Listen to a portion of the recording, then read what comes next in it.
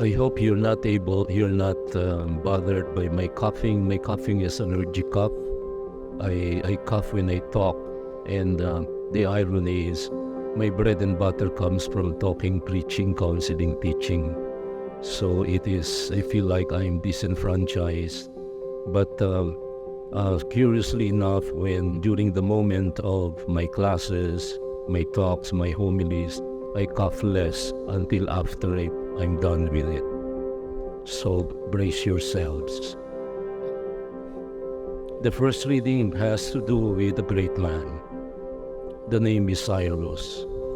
Cyrus was the Tsar, the Caesar, the emperor, who found it in his heart to release the Jews from the great Babylonian exile. He was prompted by God to rebuild the Temple of Jerusalem.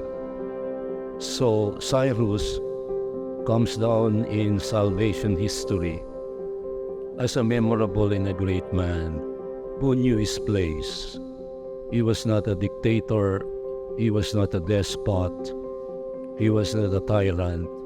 He was a benevolent leader who, like I said, found it in his heart to release the Jews from the great Babylonian exile. The reading has a beautiful line that says, Isaiah said, "For the sake of Jacob, I have given you a title. For the sake of Jacob, I have given you a title." Your title doesn't belong to you. Your barangay captain title doesn't belong to you. It was given to you. Your title as president or even president of your little church organization is not yours to keep. It is given to you. And therefore we start out on that footing. And the response to the first reading puts us right in context when we say, "Give the Lord glory and honor." Not to me, not to me, not to us, O Lord, but to your name give the glory. The psalmist croons. The Lord is coming to judge the earth. That's one of the first lines of our responsorial psalm. So a reminder to Putin, Xi Jinping, Kim Jong-un, and all the budding dictators in this club of evil machinators. The Lord is coming to judge the earth. In the second reading, Paul's letter to the Thessalonians, the line says, "We give thanks to God always for you." And who is this we? Paul, Silvanus, Timothy, the three who were linking up arms with one another to do the right thing, to do mission, to evangelize. And they were one in saying, "We give thanks to God always for you." It is good to take delight in people around us. And I'll develop this later after I'm done with the summary of the gospel. In the gospels, we are told how to card-bearing enemies, Pharisees and the Herodians.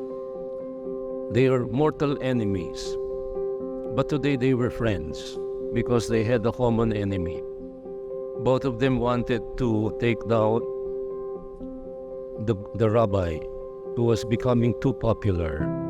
So, parang si Xi Jinping at si Putin, magkaaway ang dalawang yan. If you know a little bit of history, you would know that they were at loggerheads with each other ever since. And now they are friends without limits. Who believes that? Only those who don't know history. So the Pharisees and the Herodians bolted together like Voltes 5 and said, "Is it lawful to pay taxes to Caesar?" This was a patibong in Tagalog. This was a trap. This was a question not wanting an answer, but wanting a result. This was a question that merited to be ignored. But the Lord, being who He was, didn't ignore him. He told him like it is. You hypocrites. It's the fourth Sunday in a row when we talk about hypocrites, if you remember. All the past Sundays had an allusion to hypocrites. That's you and me, by the way. 4 Sundays in a row, we are told by the Lord about hypocrites. So, what is our takeaway for today? Number 1, here is a message to leaders, the autocrats, the despots, the dictators. This is a big no to them. Hey, your authority doesn't come from you. Your authority does not come from your merits. Sino ka? Who you? Sabi ng mga bata. Your power is given from above. And the big lesson we need to understand, authority comes from God. But let me make a rejoinder here. Authority comes from God, but God doesn't come down riding a chariot to give you that authority on a silver platter. He works through you and me. Now, if you think about the reality of Barangay Don Bosco, upwards of 60% of homeowners do not vote. They go to Matabungkay, they go to Tagaytay, they go to take a vacation during elections. But then we are the ones who complain. We complain a lot about the tricycles. We complain a lot about the illegal parking. We complain a lot about what is being not done. And yet no one complains, I did not vote. I did not do my religious and my civic duties. That's from reliable persons who told me. Upwards of 60% of homeowners do not vote, which means that elections become a game of manipulation. And you know what that means. I will not anymore develop that. Number 2, it is a reminder to all of us disappointed folks. We no longer take delight in one another. We have everything to say. In the last 5 to 10 years, we have invited all sorts of bad words against each other. Growing up, I don't know what shula meant, but now it is very common, shula. Hindi ko alam yung tabogo until somebody told me it's tanga, bobo, and gago. And this is how we call each other in social media. We have no capacity or little capacity to take delight in one another. The letter of St. Paul says, we give thanks to God always for you.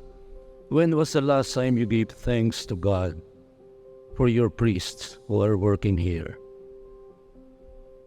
Yung ibang parokya, pagka mahirap ang trabaho, dito pinapadala. Pag may libing ang may hirap, dito pinapadala. Pag mayroon mga kumpisal ng mga Life in the Spirit seminar, dito pinapadala. When was the last time you took delight in your parish, in your community, in your neighborhood? Number 3, hypocrisy is still rampant. Saying one thing and doing another. Hitler, they said, was once shown a picture of an unemaciated, malnourished child dying of hunger. He wept bitterly. He cried like a baby. Hitler, he cried like a baby. If that were the only thing about him, then saludo ako sa kanya. Except we know that they're trying to erase and revise history.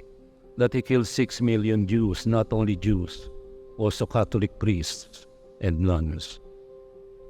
He killed 6 million all told. And now everybody is calling everybody else Nazi. Look who's talking. Putin calling Ukraine, the president is a Jew, calling them neo-Nazis. And there are more neo-Nazis in Moscow than there are in Kiev. And there are also neo-Nazis in Western Europe, in America. Hypocrisy. He is complaining that Israel is killing innocent people in Gaza. What is he doing with the Ukrainians? Hypocrisy. We are being told this because this is what's missing in our politics. I'm not going to say something that might be a little controversial, but as a teacher of moral theology, over the past so many years, I have been saying for the longest time that our electoral process might be, I'm not opposed to declare something ex cathedra, might be a structure of sin. It is when confidential funds are spent, things that we don't know anything about, things that they don't openly tell us. Hypocrisy is still rampant. And you and I can become hypocrites at any time of day. The Lord has beautiful words for us, you hypocrites. And that goes for me as well as for you. The fourth takeaway is this: we are all frontier beings. We are all potential migrants. We live in the margins. We live in a frontier world. We are citizens of this world and citizens for heaven. And being citizens potentially of heaven and citizens of this world, we have civic duties, even as we have religious duties. The culture nowadays of the Filipino is summed up in the millennial term, bala ka dyan. Ay, eleksyon na sa darating na linggo, bala kayo dyan. Magbabakasyon ako sa Baguio. Maraming nagaganap ng mga kabalbalan sa lipunan, bala kayo dyan. Maraming namamatay sa Gaza, wapakels ako. Malayo sa bituka. Malayo sa buhay ko. And yet we complain when the price of gasoline goes up, or diesel, which is now more expensive than gasoline. We complain because we're all affected. And until we realize that we are affected in what we enjoy, in our little home, in our hearth and home, then we complain. And yet, we never complain about our indifference. So, let me end with a beautiful image from today's short gospel passage. When, after asking the Pharisees and the Herodians, "Why are you testing me, you hypocrites? Show me the coin that pays the census tax." And look who drew out a coin. Those who are forbidden to carry coins in the temple. They were in the temple area, and no self-respecting Jew should carry a coin with a graven image of the Caesar on the coin, because that's idolatry. That's a big sin, material sin in the Jewish culture. And so off they went and they showed him the coin, booking. Sino ang nagsasabing ikaw gumagawa ka ng hindi ayon sa batas, hindi ayon sa batas ng Roma at ayon sa batas ng mga Hudyo? Sila ang mayroong bawal. And so, whose image is this and whose inscription? And they replied without batting an eyelash, "Caesar's." And they said to him, "Then repay to Caesar what belongs to Caesar, and to God what belongs to God." Do your civic duties, do your religious duties. They are not mutually exclusive. When you do your duty, especially if that duty is from authority that comes from God, not self-appointed families who have been presidents and mayors since I was in the elementary years. Yung mga pangalan ng mga mayor sa buong Pilipinas, you can memorize them.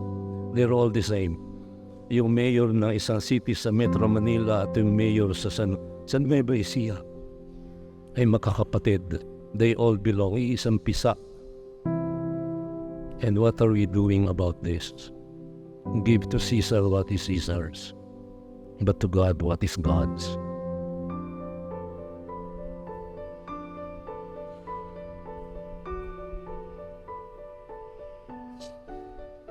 I believe in one God,